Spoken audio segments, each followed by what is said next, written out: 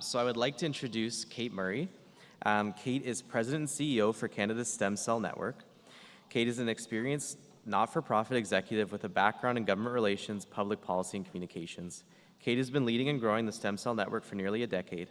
As the head of SCN, she has secured $117 million in funding that is directly leading to cutting-edge research for the benefit of patients, contributing to the growth of Canada's regenerative medicine sector and ensuring next-generation talent have the skills and expertise needed to compete on the global stage. She has introduced SCN support for early-stage clinical trials and investments to directly support Canadian regenerative medicine biotech companies. Please join me in welcoming Cate to the stage.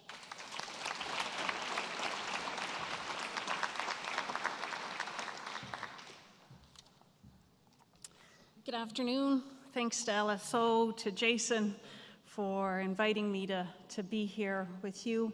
This presentation is brought to you by a middle-aged mother with expensive children and a labradoodle. Oh wait, this isn't a therapy session, is it? The theme for today is accelerating competitiveness, putting Canada first. For me, this just is not a policy conversation. It's a story about people, promise, potential. It's about what we're capable of as a nation and what we risk losing if we do not choose to act boldly. Imagine a child born blind because of a rare genetic condition. Until recently, their future would have been darkness. But Canadian researchers at Sunnybrook and the University of Montreal are developing cell and gene therapies that are restoring sight, turning blindness into vision. Think about cancer and the 20-year-old university student who's been diagnosed with an aggressive form of leukemia that defies all odds of treatment. Thanks to a Canadian innovation that combines gene engineering with the expansion of cells from cord blood, that student can now live cancer-free. Or consider heart failure, a leading cause of death and something many of our families know all too well. At the University Health Network, researchers are driving research to repair damage by regenerating heart tissue and saving lives. The St. Andrews College sweatshirts, that's for Mark. I don't know if he's here. Oh, there, Mark, that's for you. But there's more. In Ottawa, McGill, researchers are regenerating muscle tissue for patients with muscular dystrophy. At Laval, they're repairing skin ravaged by rare genetic disorders and severe burns. Here in Toronto and right across the country, researchers are producing mini organs, tiny, individualized hearts like this, livers, lungs, and more, to test drugs for rejection before they even reach the patient. I just pause for a moment to do a shout out to my colleague and my friend, Dr. Amy Wong from Sick Kids, who's an expert in the organoids field, and her lab at Sick Kids is focused on modeling lung development in the fight against cystic fibrosis. Thank you, Amy, for everything that you do.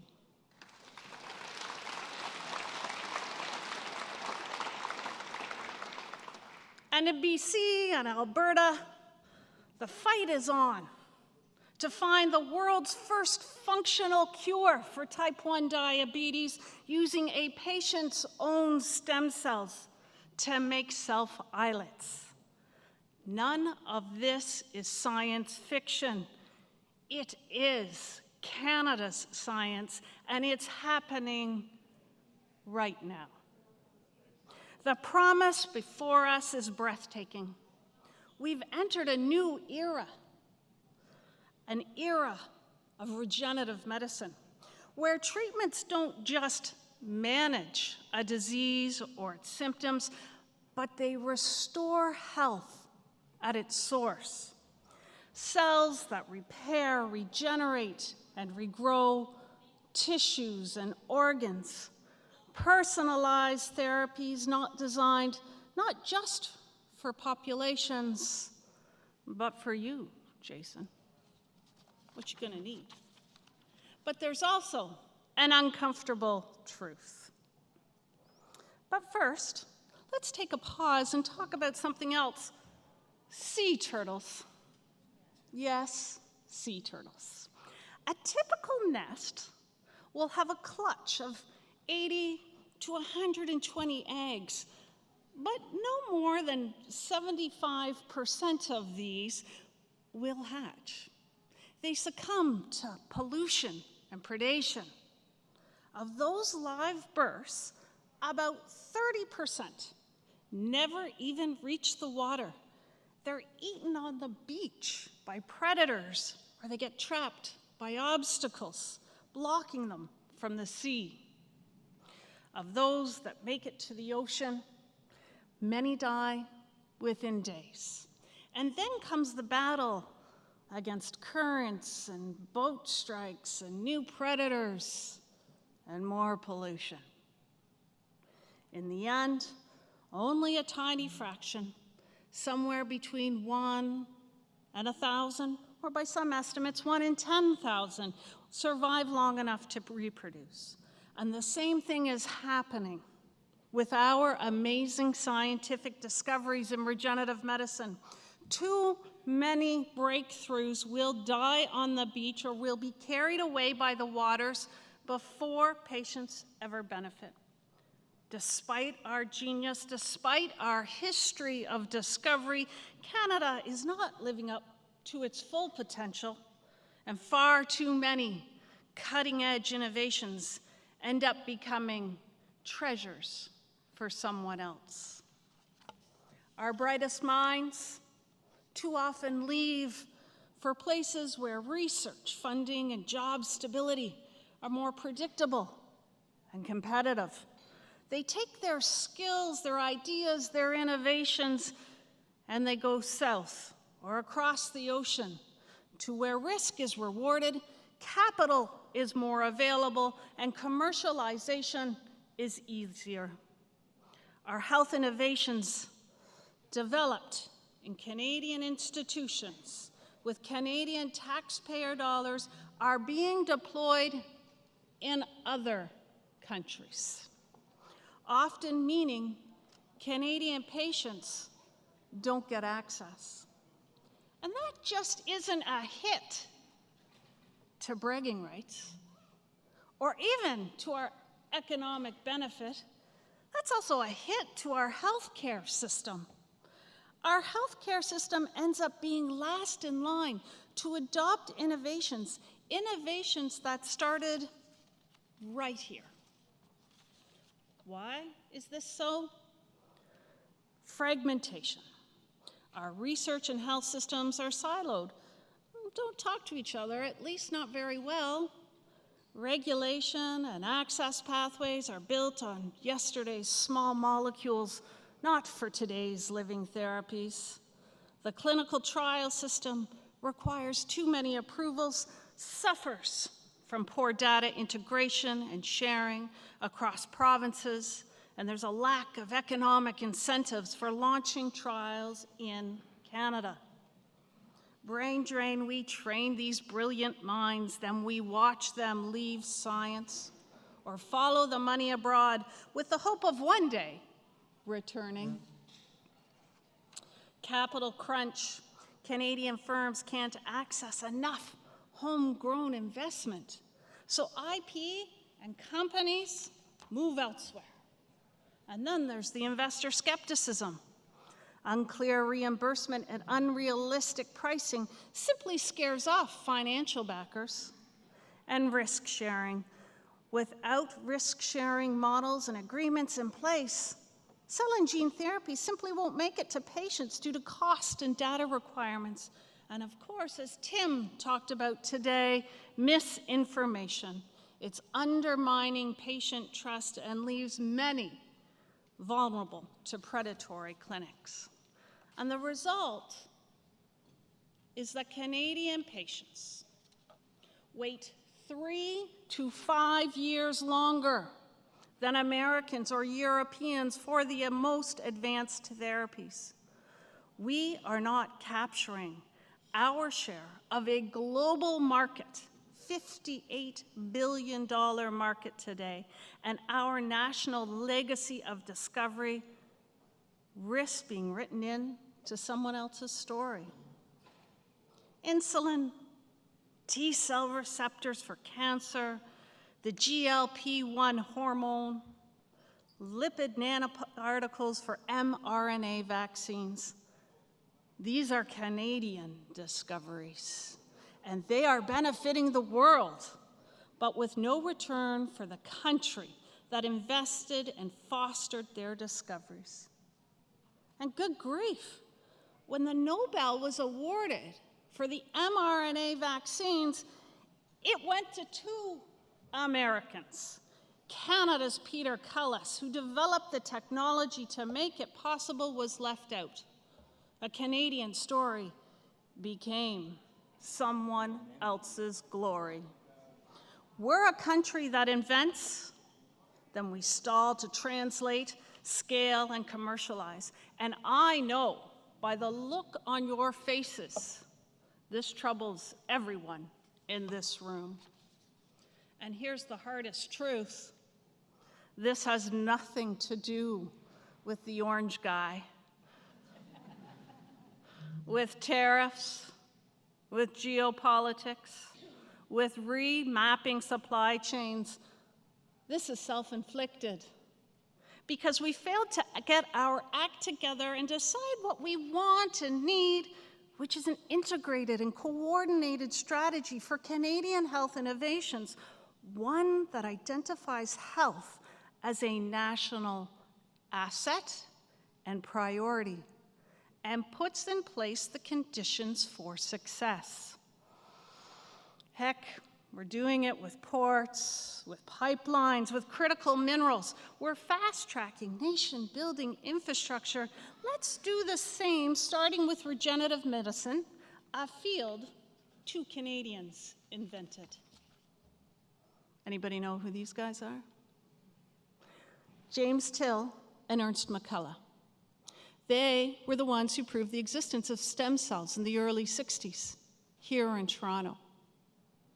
This really is our science, thanks to them. But the good news is, because I've been droning on about all the gunk, let's talk about the good news. It is fixable, it's in our control. We just need to make it happen. We need to agree, to coordinate and collaborate in building a Canada-first approach that prioritizes our science, delivers regenerative medicine for our families, for our friends, for our neighbors, for our colleagues, for those of each of you in this room. Across the continuum, from initial discovery right through to deploying a therapy to patients, we need to secure the health of our nation, and we can do it. We can build a thriving life sciences sector. We can drive immense economic benefit through jobs, through biotechs and resilient supply chains that can be counted on in a time of crisis. What I propose is the Canada First approach for regenerative medicine. From clinical trials efficiency to securing Canadian capital, better procurement policies to talent retention and attraction, this must come together as one Canadian strategy. And here's how we ensure success. Keep our talent. Every step of the way, we must retain our best and brightest, not by only supporting their vision, but offering them career paths with growth and financial stability. Let's give them a reason to start here, stick here, and stay here. We must fund discovery and translational research. Stable, predictable research funding is the foundation of every breakthrough and cure, and as such, we must shift the paradigm. So research is seen as an investment, critical to future prosperity. We need to bridge the lab to market journey, perhaps build a Canadian not-for-profit concierge system. Yes, I'm ripping off the Ontario government. A one-stop shop that guides Canadian innovators through regulations, trials, manufacturing, investment, and business development. And of course, we must streamline our approval system. What about modernizing clinical trials so they can be globally competitive? Stand up world-leading centers of excellence that serve as receptors for biotechs and are hubs for research, patient access, clinician education, and ultimately will attract investment to our shores. And we must invest at home, leverage Canadian organizations like the Stem Cell Network to de-risk early-stage innovations in biotechs.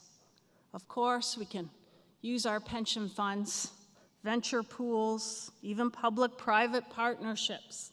Let's be creative in deploying Canadian capital so our IP stays here. And we must share risk. Leverage milestone-based reimbursement models so regenerative medicine can get to patients quickly.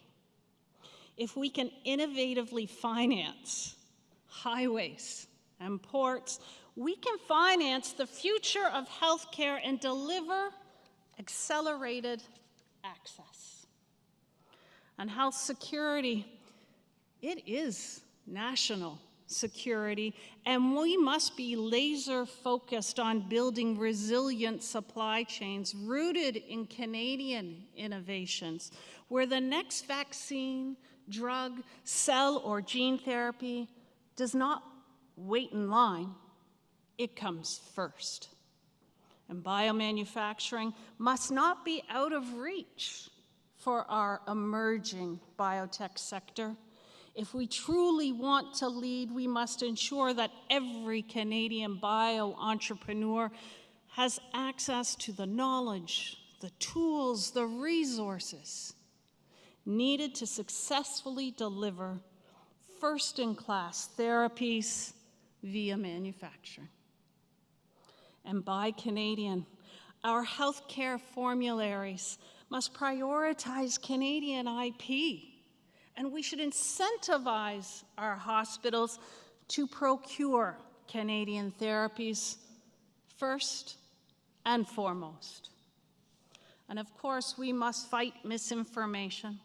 Lead with trusted voices, your voices, so patients can access the evidence-based information they need.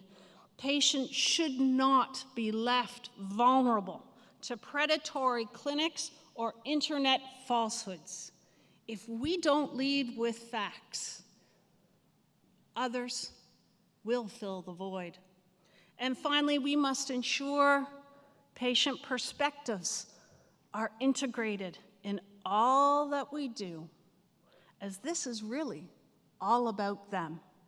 It's all about us, because we are patients. So in closing, I issue a call to boldness. Let's put Canada first. Let's put Canadians first. Optimize our success will only happen if we choose it. The choice is ours. This is Canada's science. This is Canada's moment.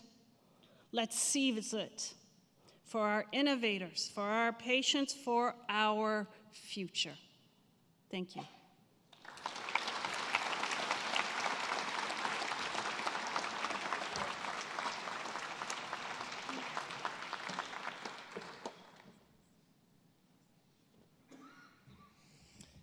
Well, that was awesome. Thank you, Cate. When we were discussing the preparations for today, one of the things we talked about was having a few of these TED Talk style sessions, and I think Cate really drove that home, why we wanted that. So thank you. And we all need to take her words and her call to action seriously so that we can get more of these incredible innovations, these made in Canada innovations, like the sea turtles and